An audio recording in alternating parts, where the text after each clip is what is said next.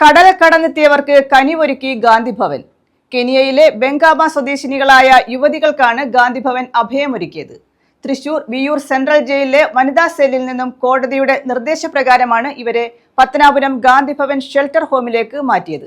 ഇവരുടെ പാസ്പോർട്ടും വിസയും കാലഹരണപ്പെട്ടതോടെയാണ് ഇവരെ ഷെൽട്ടർ ഹോമിലേക്ക് മാറ്റിയത്. തൃശൂർ വിയൂർ സെൻട്രൽ ജയിലിലെ വനിതാ സെല്ലിൽ നിന്നും കെനിയയിലെ ബെങ്കാമ സ്വദേശിനികളായ പമേല നഫൂന സിറ്റാറ്റി, എഗിലെയക്കുട ഇമ്പായി എന്നിവരെയാണ് കോടതിയുടെ നിർദ്ദേശപ്രകാരം പത്തനാപുരം ഗാന്ധിഭവൻ ഷെൽട്ടർ ഹോമിലേക്ക് മാറ്റിയത്.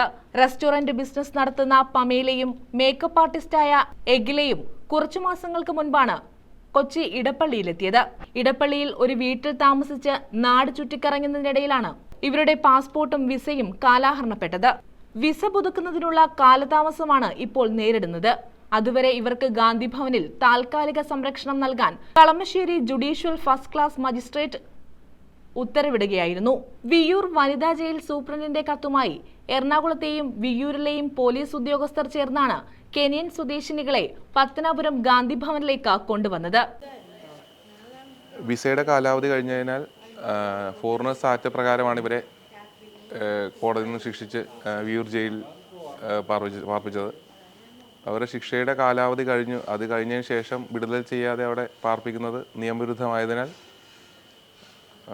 ഇവർക്ക് ഡീപ്പോർട്ടേഷൻ നടക്കുന്നതുവരെ കോടതി ഉത്തരവുപ്രകാരം ഗാന്ധിഭവനിലേക്ക് മാറ്റി പാർപ്പിക്കുന്നു.